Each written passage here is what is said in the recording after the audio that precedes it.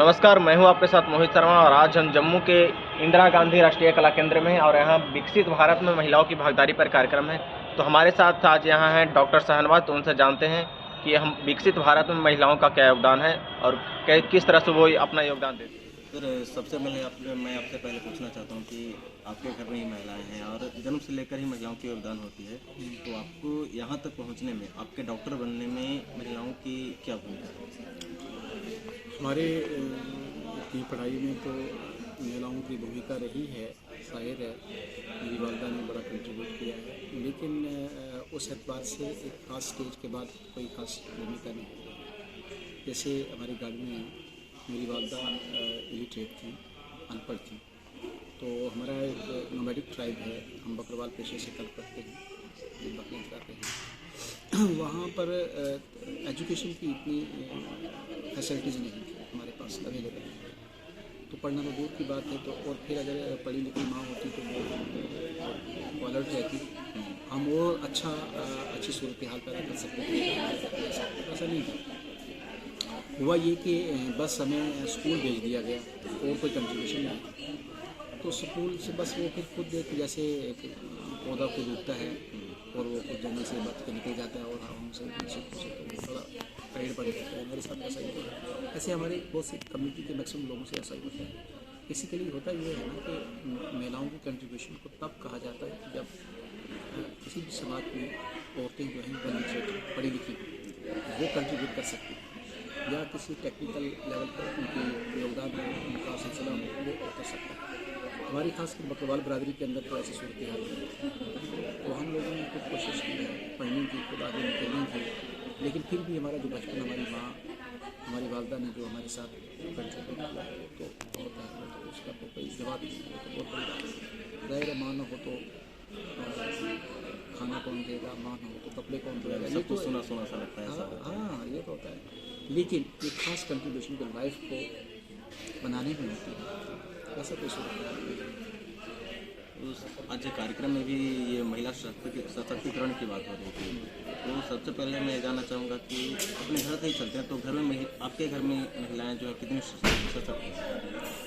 हमने तो अब कोशिश की है कि हमारी फैमिली की हर महिला जो है वो पढ़े और पढ़कर कम से कम एटलीस्ट तालीम उसके पास अच्छी खासी होनी चाहिए। बाकी नौकरी मिलने में ये अलग बात है, नौकरी के लिए नहीं हम पढ़ाते। हम चाहते हैं कि हमारी फैमिली में जितनी महिलाएँ हैं वो पढ़ें और पढ़कर जो है उससे एक फ़ायदा होगा। सबसे बड़ा फ़ायदा ये होता है कि उनकी जो नस्ल होगी आने वाली, कम से कम वो मजबूत हाथों में होगी और सेहत साउंड हो, वो हर तरह की उसकी परवरिश करेंगे, वो पढ़ाएंगे भी, अच्छे स्कूल में डालेंगे तो वो एक अच्छा रोल दे पाएंगे। अनपढ़ माँ जो है वो कोई डायरेक्शन नहीं दे सकती, ना घर को दे सकती है ना समाज को दे सकती है। तो माँ का पढ़ा लिखा होना बहुत ज़रूरी है, इसलिए कि एक सही डायरेक्शन अगर आप चाहते हैं किसी चीज़ की सही समझ, तब तो उसके लिए माँ का रोल और लिटरेट माँ का रोल जो है वो बहुत मायने रखता है। तो समाज इन चीज़ों से जूझ रहा था बहुत ज़माने से, लेकिन ये है कि अब कम से कम डिबेट होने लगे हैं महिलाओं को लेकर, ये बात होने लगी है, बात होने लगी है, उनकी तालीम की बात हो रही है, उनके प्रैक्टिकल जो क्वालिफिकेशन उस पर बात हो रही है, औरत कैसे मर्द के बराबर आए इस बात पर डिबेट हो रहा है। यही तो बहुत बड़ी बात है। इससे हमारे समाज में मर्द और औरत का जो मेरिट होगा उस बात पर आगे हमारा समाज चलेगा। सबसे बढ़िया बात यह है। तो महिलाओं के सशक्तिकरण के लिए हमारे समाज का, सरकार का और किस तरह के कार्यक्रम हो सकते हैं जिसमें महिला और सशक्त हो? हम तो एकेडमी और IGN से मिलकर ये प्रयास कर रहे हैं कि हम सेमिनार करें, हम सिम्पोजियम करें और इसमें महिलाओं की पार्टिसिपेशन हो और महिला भी बोलें और पुरुष भी बोलें कि भाई हम दोनों के दरमियान खासकर मेरिट के अखबार पर कहाँ पर औरत खड़ी है।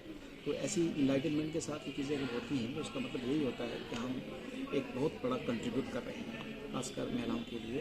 कम से कम डिबेट के ज़रिए अगर 200 औरत यहाँ आती है, बच्ची यहाँ आई थी कॉलेज की, सब चीज़ें, वो लोग इन चीज़ों से बहुत कुछ सीखते हैं। एक्सपर्ट बोलते हैं, लर्न लोग बोलते हैं, स्पीकर्स बात करते हैं, तो उससे उनको बहुत बड़ा फ़ायदा होता है।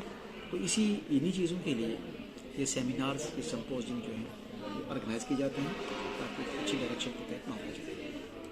और हमारे समाज में महिलाओं की शिक्षा और प्रशिक्षण के क्षेत्र में सरकार का क्या कौन से कार्यक्रम है या फिर किस तरह के कार्यक्रम हो सकते हैं जैसे शिक्षा और प्रशिक्षण में और महिला सशक्तिकरण? सरकार बहुत बड़े लेवल पर, खासकर आजकल सरकार जो है बहुत बड़े लेवल पर महिलाओं के लिए काम कर रही है। आप देख रहे हैं कि अच्छे फैसले महिलाओं को लेकर हुए हैं।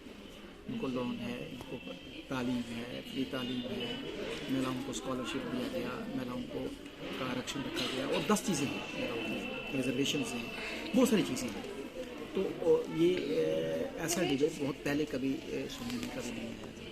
तो जब आप महिलाओं की बात करते हैं तो एक टॉपिक, एक बात छिड़ी है, तो कम से कम महिला इस बात के लिए होशियार हो जाती है और भी सोचती है कि मेरे बारे में, मेरे तहफ़्फ़ुज़, मेरे राइट्स को लेकर बात हो रही है, मेरे आराम को लेकर बात हो रही है, मेरी क्वालिफ़िकेशन को, मेरे मेरिट को, सबको बात हो रही है। तो मुझे लगता है कि ये तो सबसे बड़ी बात है। ये तो बहुत अच्छा स्टेप्स गवर्नमेंट ले रही है और इंतहाई बहुत अच्छे, जिससे औरतों को बहुत फ़ायदा हुआ है, खासकर हमारे समाज में। आपको देहात का पता नहीं है, देहात की औरतों को इस बात का बड़ा फ़ायदा हुआ है, बहुत फ़ायदा हुआ है और वो बहुत अच्छा महसूस है। और इस सदी की सबसे बड़ी अहम बात जो है, यहाँ ज़हीन लोग सर्वाइव करें, इंटेलिजेंट लोग। इकनॉमी की कोई वैल्यू नहीं है आज की डेट में। इसके बाद पास जितना मर्जी बड़ा मकान हो, जायदाद की मर्जी बड़ी हो, नो मैटर। आज वो मैटर करेगा कि आप इनोवेटिव कितने हैं, आपकी क्रिएटिविटी क्या है, आप ज़हीन कितने हैं, आप कर क्या पा रहे हैं, आप टॉप क्लास के इंजीनियर हैं। मुझे बताओ क्या मानना लेवल है कि आपके पास, आप एक अनपढ़ हैं और आपके पास 20,000 करोड़, तो फ़ायदा तो नहीं है उसका। आप एक अच्छे इंजीनियर हैं, टॉप लेवल पे हैं, तो आपकी ज़िंदगी आराम से जी है ना। तो भैया जहानत मैटर कर रही है, जैसे आप जीनियसनेस कहें, जैसे आप इंटेलिजेंशिया कहें, तो ये दौर उस समय उसमें महिला और पुरुष बराबरी है। अब ये है कि स्थान कौन प्राप्त करता है, दैट इज़ द मैटर। बहुत बहुत धन्यवाद सर, आपसे बात करके बहुत अच्छा लगा।